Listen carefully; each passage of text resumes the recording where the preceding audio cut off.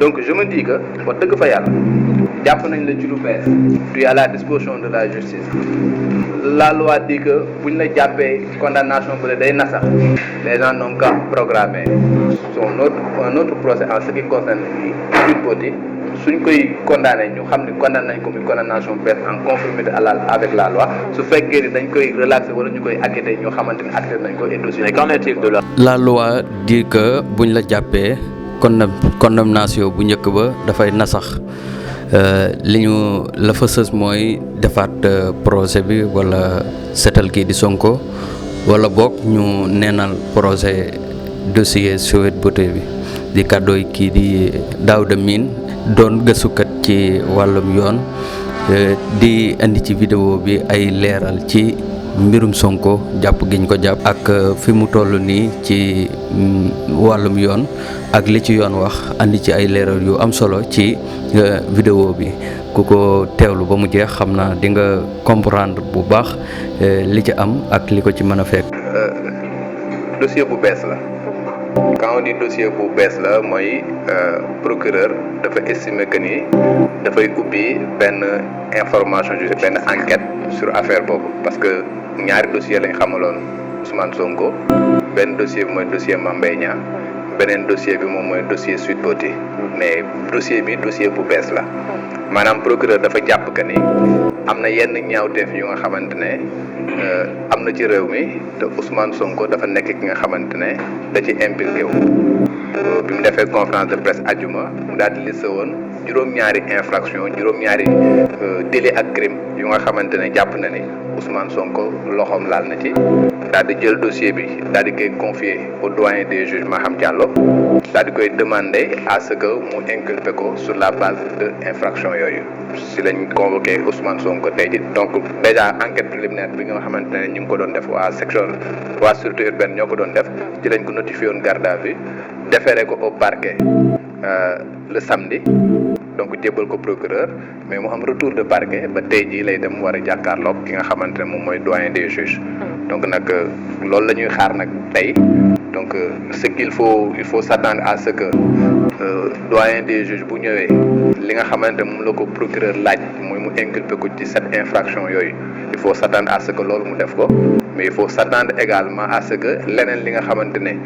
procureur laaj na ko également que mu yegg foofu mooy da ko demander à ce que mu def mandat de dépôt. boo jëlee cette chef d'inculpation yi boo xoolee benn bi daf ne atteinte à la sûreté de l'État am beneen bu nga xamante ne dafa wax ni association de malfaiteurs en lien avec une entité terroriste parce que boo xoolee dafa ne mortal combat ñi ngi jàppoon ci affaire mortal combat ñi nga xamante ne dañ jàppoon ci force spéciale am ñi nga xamante ne leen jàppoon ci ay dossier cocktail molotov ñooñu ñëpp la ñu def Ousmane Sonko moom mooy ki nga xamante ne moom moo ko sookee à un moment donné sax ñooñu bi leen doon inculpé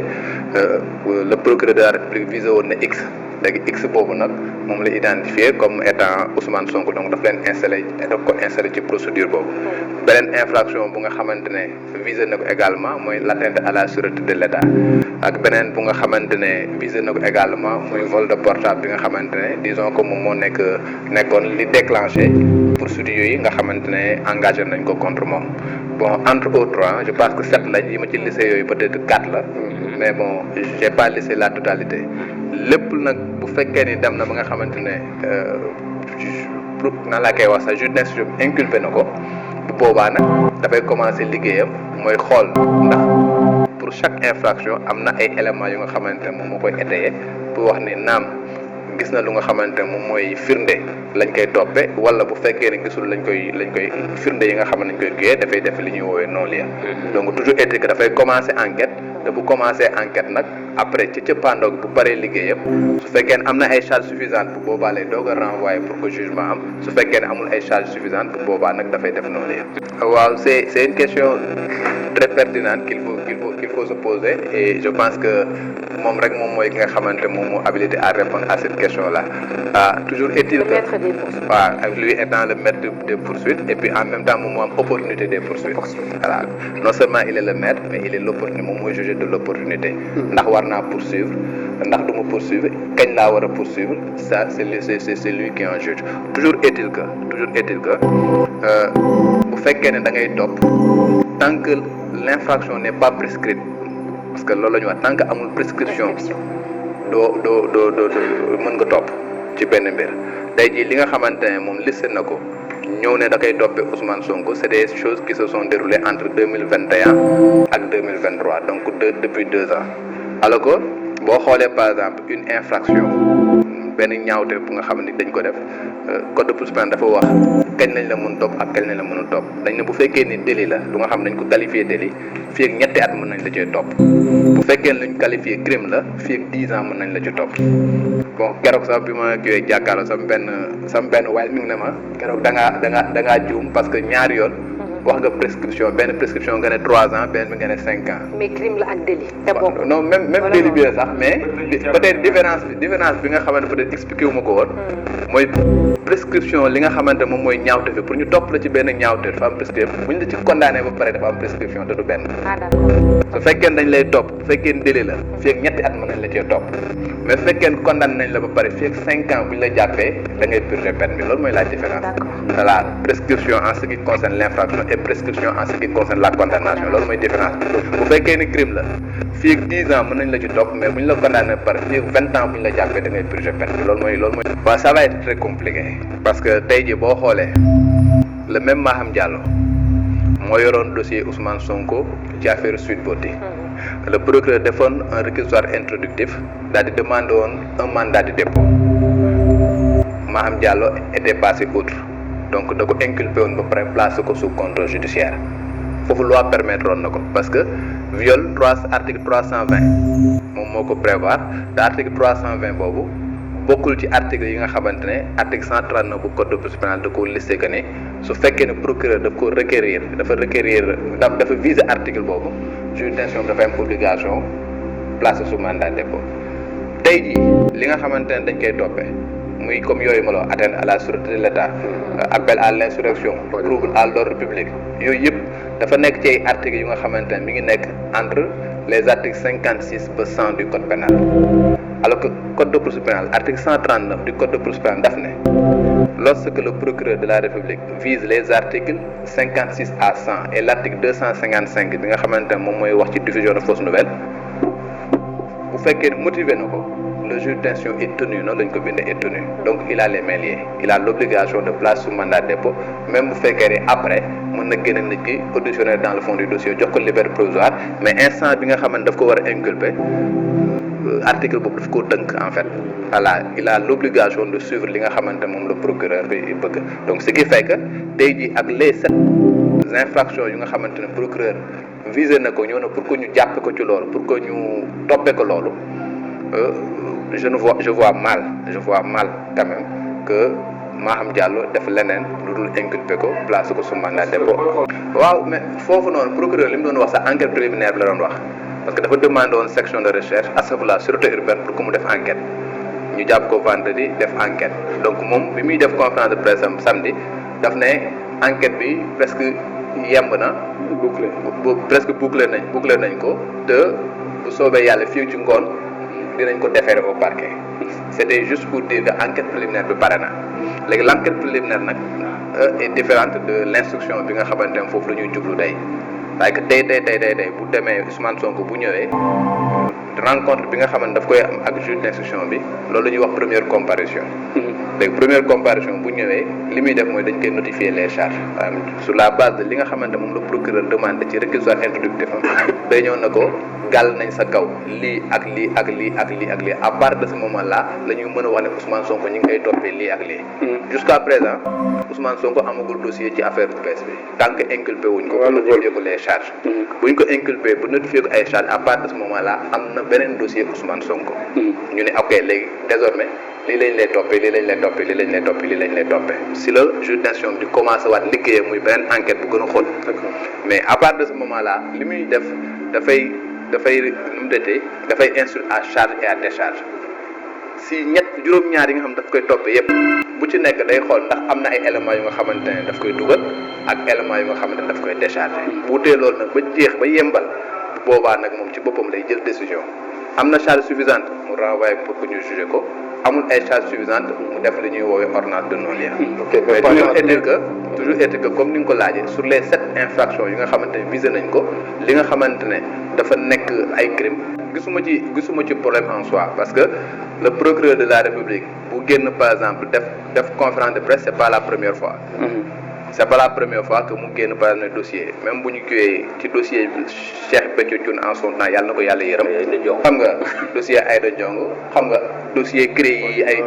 ay ñoom Karim Wade et consorts yooyu yëpp le procureur dafa génnoon daal di def une conférence de presse tey jii boo xoolee dossier cocktail Molotov amoon na conférence de presse. xam nga force spéciale amoon na conférence de presse. Bi Ousmane Sonko demoon suma assistance bi ñu ko internet fu après là il y avait une conférence de presse donc le procureur a l'habitude wax dëgg yàlla ces derniers temps de faire des sorties et d'expliquer un certain nombre de choses police defoon na fi conférence de presse projeté woon un certain nombre de choses le procureur il est dans son rôle c'est nu mu tudd lépp lu nga xamante ne jàpp nañ ay indices parce que actuellement ni ay indices la ñuy am moom il peut demander sur la base d'indices l'ouverture d'une information judiciaire sur la base d'indices on est à l'enquête préliminaire maintenant il reviendra au juge d'instruction xam nga moom si boppam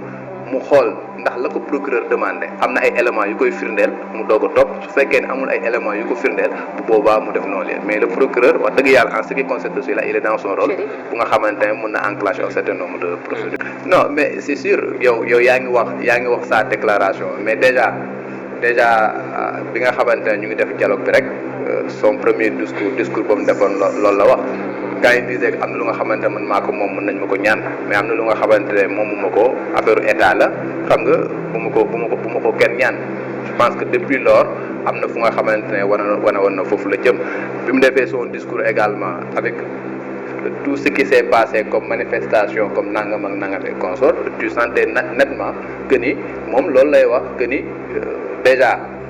li nga xamante ne moom mooy les décisions de justice yu nga xamante ne jot na fi am il faut que ñu exécuter ko et puis am na ñaawteef yu nga xamante ne jot na fi am également il faut que ñu situer les responsabilités et que les responsables devront payer devant la justice donc c'était prévisible c'est quelque chose bu nga xamante ne je pense que sur le plan politique président waxoon na ko et consort maintenant le procureur de la République ki nga xamante ne comme on dit il est le maître du possible mais il dépend de l'exécutif moom mooy exécuter la politique pénale bu nga xamante ne état du Sénégal moom moo koy bon disons le président bi moom moo koy déterminer loolu moo tax ñu ni le procureur de la République dépend du ministre de la justice du procureur général le procureur dépend du ministre de la justice et le ministre de la justice dépend du président de la République donc ni nga ci gisee dans le dossier Ousmane Sonko mënoo cee génne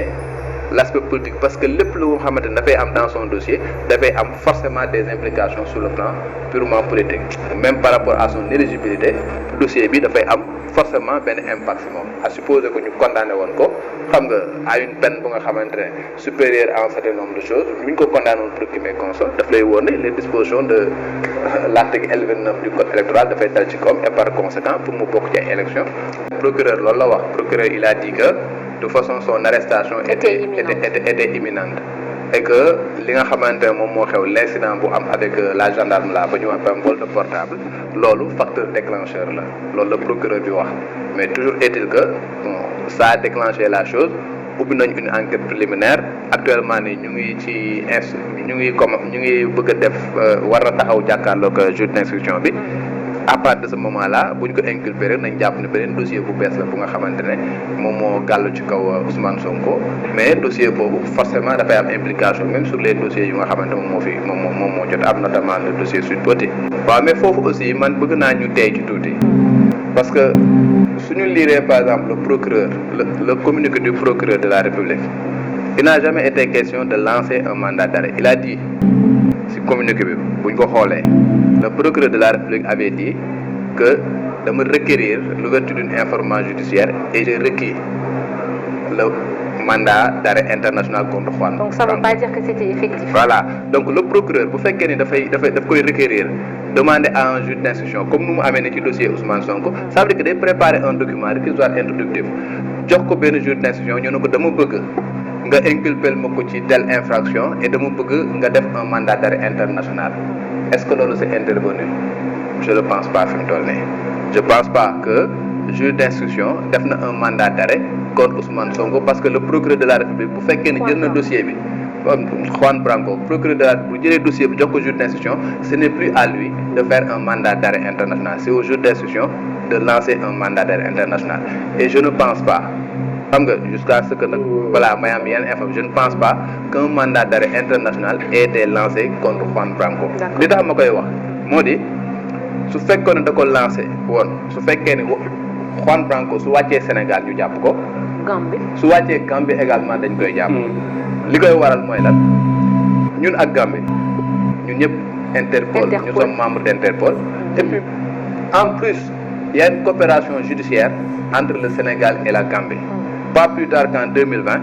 il y a 5 accords de coopération yu nga xamante ne signé nañ ko entre le Sénégal et la Gambie Adama Barrow ak Macky Sall mi ngi fa woon et parmi ces coopérations là il y a l'entraide judiciaire ak l'extradition yu nga xamante ne dañ ko signé woon donc ce qui fait que s'il y avait véritablement à mon humble avis jusqu'à ce que mooy am beneen information qui contredit cela boo xoolee site Interpol ñu nekk en tout cas je vois dañ fay def seen non parce que moom si boppam même Juan à un moment donné nee na procureur avait demandé que ñu lancer benn notice rouge contre moi xam nga avait demandé mais est-ce que demande boobu ça a été suivi jusqu'à présent je pense que ñëpp ñi nga xamante ne jàng nañ droit am na ñaari principe yu nga xamante d'accord nañ ci benn principe bi mooy on ne fait pas la différence là où la loi ne fait pas de différence mooy benn principe bi fu loi deful différence kenn du fa def différence mooy premier principe bu nga xam jàpp naa ni ñëpp ñu nga xam jàng nañ droit ànd nañ ci deuxième principe bi moo di en droit pénal c'est d'interprétation restrictive xam nga la ñu bind ci loolu ngay basé wo amul beneen interprétation boobu mooy def nga jël article 307 bi nga xamante ne moom moo soppi article 341 bi avocat yi di cité boobu daf ne ki nga xamante ne na sax léegi man damaa bëgg jébal sama bopp à partir de ce moment là yow nan ngay jébale sa bopp yaa ngi déjà en prison jàpp nañ la xam nga ba téye la léegi yow sa bopp bi nga xamante ne nee nañ jàpp nañ la mais jàppuñ la ci loolu nga bëgg a anéantir nga ne léegi man comme loolu la man damay jébal sama bopp. est-ce que sew boobu loi bi daf koo wax. nan ngay jébale sa bopp. ci wàllu jàpp bi bu fekkee dañ la jàpp ci même dossier bi wala dañ la jàpp ci leneen jàpp rek lañ wax. foofu laa la wax loolu moo tax la loi ne fait pas de différence il est interdit de faire la différence là où la loi ne fait pas de différence. donc dañ ne bu ñu la jàppee. bu ñu la xasee ba jàpp le compte mag mooy ko nga xamante ne gisuñu xamuñu foo nekk. léegi nag tu peux pas par exemple jàpp nit ki mu nekk à ta disposition xam nga nekk à ta disposition nga ne non man de toute façon gisuma la du ma doon jugé waat ci affaire bële parce que man gisuma la non tu peux pas.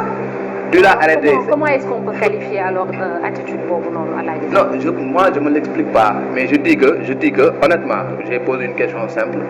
J'aimerais vraiment qu'on m'apporte cette réponse-là, qu'on puisse me dire que ok, jàpp nañ ko ci leneen, mais léegi Ousmane Sonko bu bëggee construire prisonnier, comment il va faire pour se construire prisonnier pour nasaxal la? C'est une question que je pose et je pense pas que c'est juste pour dire que ma conviction est que wax dëgg fa yàlla jàpp nañ ko même bu ñu la jàppee ci beneen affaire. xam nga beneen exemple mooy joxe mooy bu ñu lancé un mandat d'arrêt contre quelqu'un c'est-à-dire yow def nga benn ñaawteef ñu lancé un mandat d'arrêt contre toi ci ñaawteef boobu après nga sàcc feneen ñu jàpp la ci loolu yow boo ñëwee est-ce que on va dire que le mandat d'arrêt bi ñu lancé woon ne concerne pas sàcc bu bees bi non dañ lay installer ci procédure bu bees parce que y avait un mandat d'arrêt qui te concernait et qui t'attendait boo ñëwee à part de ce moment là dañ koy appliquer donc je me dis que wax dëgg fa yàlla jàpp nañ la ci lu bees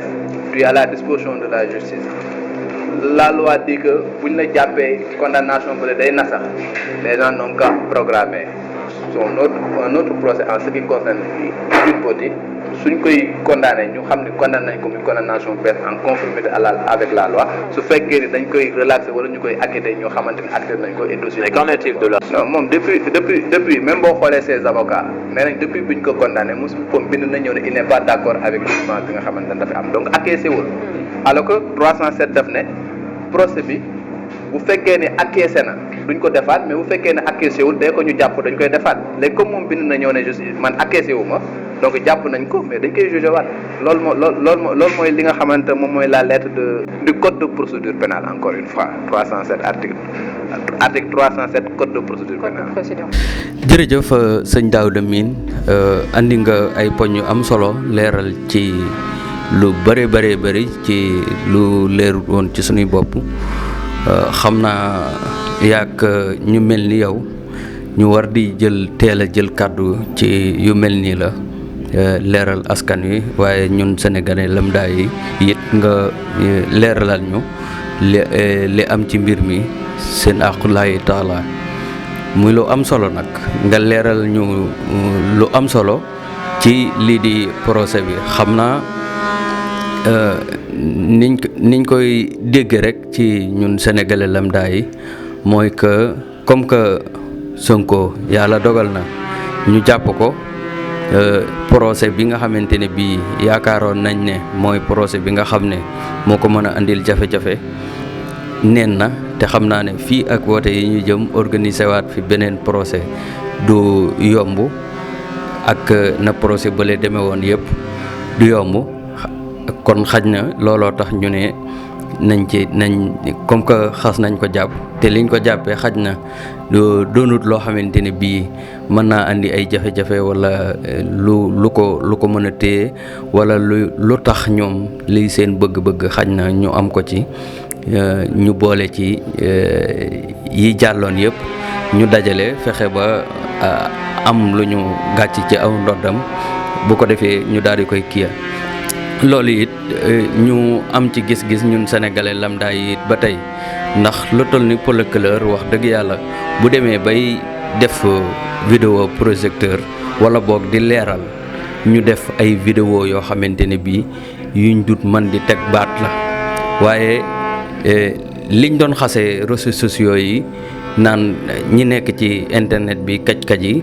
di dagg ay vidéo di monter buñ demee ba procureur bi nga xam ne moo ñu yilif ñun ñëpp yor sunu kaaraange di sàmm suñu intérêt buñ demee ba muy fab ab sénégalais di dagg ay waxam ngir waxloo ko ci vidéo bi lu mu waxut wax dëgg yàlla loolu nag war nañ koo seetaan ndax en tant que sunu procureur ñun buy def war naa def lu ñu féete kaw waaw waaye def lu suufoo nii moom wax dëgg yàlla sëñ procureur war nga koy moytandiku kon vidéo bi foofu lañ koy yemale di tuub di jégalu bu baax te di leen jox day daje ci beneen vidéo